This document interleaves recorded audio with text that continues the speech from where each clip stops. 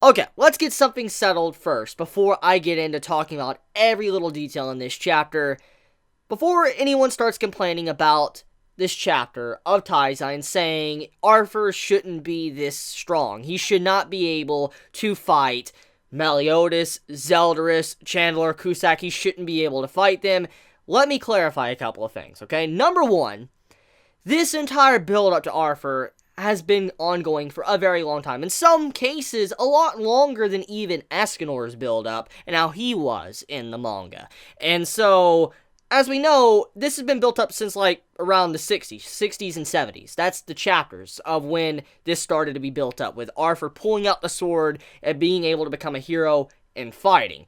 Number two, his power level was always stated to be extremely high, magical power-wise, and it was just insane. He just didn't know how to activate it or awaken it or whatever, but it was always extremely high.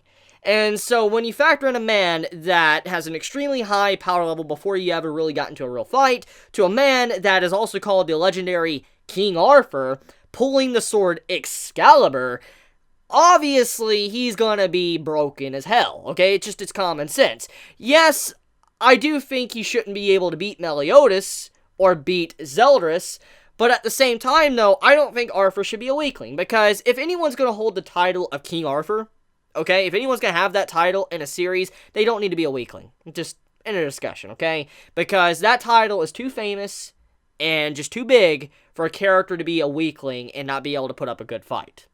Sorry to say that, but that's the truth, okay?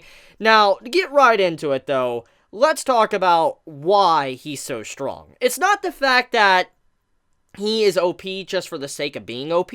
He's actually strong because of Excalibur and what Excalibur does in the first place, which I do like the clarification of the sword. So it is stated by Merlin in this chapter that at one point in time, a long time ago, there was a king that was given a plain old sword by like a spring, like a princess of the spring or whatever. Like, that's not really clarified who that is, but basically a princess gave this king a sword that was a standard sword. It was a regular sword that had no magic, nothing special to it. It was just a plain old sword.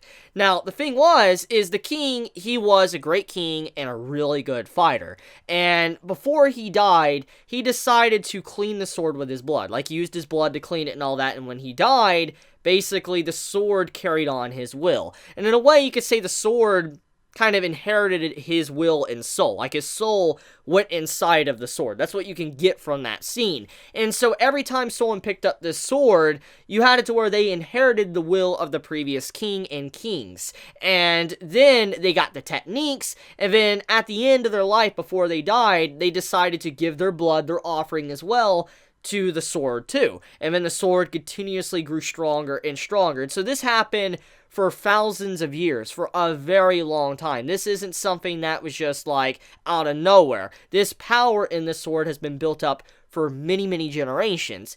And so seeing how strong it is, it does make sense, because if you have multiple kings that have been fierce fighters, honing certain techniques, and then carrying on the will of the others before him, and then applying to those techniques, then obviously the sword is just going to get stronger and stronger. In a lot of ways, you can look at this power that the sword has, Excalibur, as similar to, One for All. One for All from Boku no Hero Academia, and how it stockpiles power and stuff. That's kind of what you can look like to this. Like, you can link that and say, like, yeah, right now, every time there's a new king, it stockpiles power. When it passes on to someone else, it stockpiles. Now, I do want to mention something. At the beginning of the explanation to the sword, it was stated it had no magic, okay? There was no magic in this sword. It was a completely plain sword. But eventually, the sword inherited the will. Now, obviously, this is a no-brainer, but I'm assuming what that means is that at the start, it was a plain sword. But now it's an extremely powerful and magical sword. That's what I'm assuming. I'm assuming this sword is magical now, because for it to carry on the will and actually have the next person inherit the will of the person, then it needs to have some form of different properties. It can't just be a regular sword. There's definitely something different about it. Because if it was a plain old sword, I want to point out that Estarossa would just destroy Arthur. And here's why. Estarossa has full counter, and he can, full counter physical attacks. And so, if that is true, and if the sword doesn't have any magical properties to it, then that would mean that Estarossa would just decimate Arthur like it's nothing, because if his sword doesn't have magic.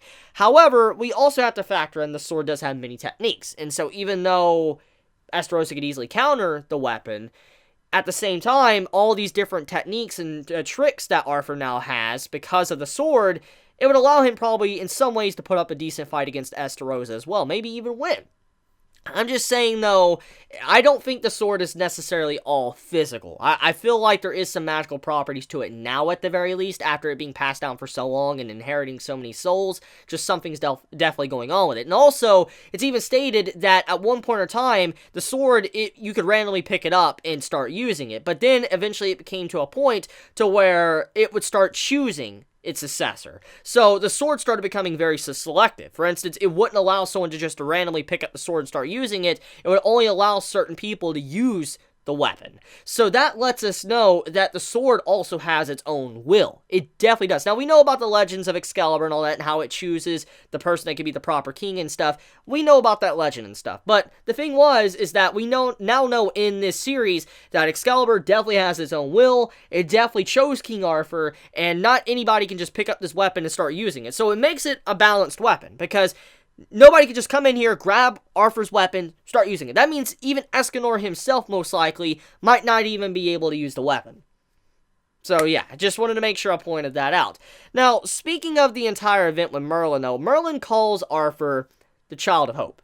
He is the Child of Hope, and his overall power, his presence, what he has right now, he doesn't have any correlation with the Goddess clan or the Demon clan. He is a straight-up human being. He is a human carrying on the legacy of other humans before him. And so, in a lot of ways, I respect that. He's not relying on other, classes or other races to power himself up. He is a strictly just human with his power from being human.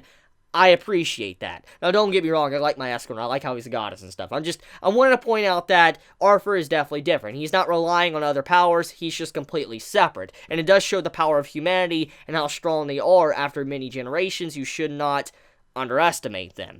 So, anyways, getting off of that, though, let's talk about the fighting, okay? So, the action of this chapter, obviously, Cusack and Chandler, they got destroyed.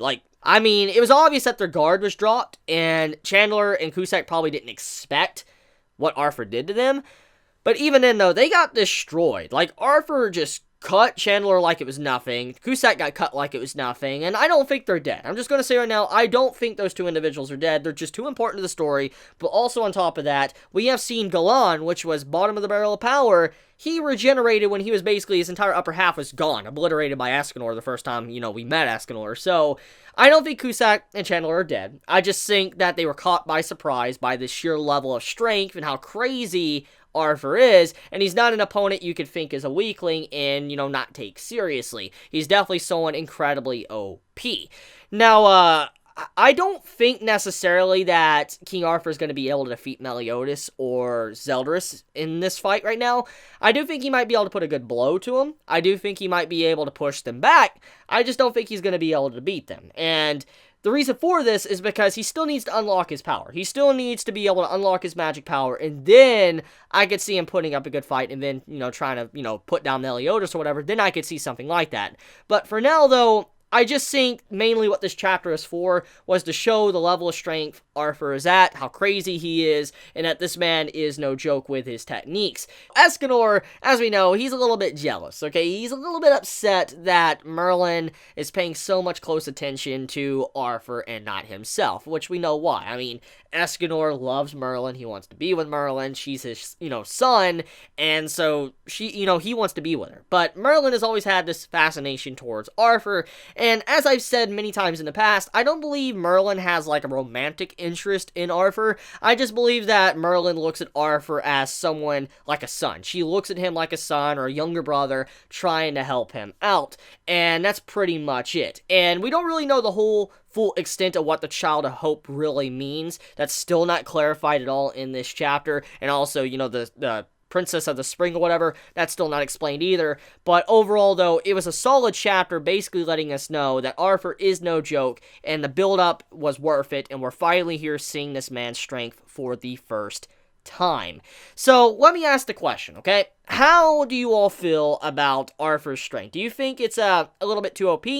Do you think he's balanced because of how the weapon can only be picked up by him?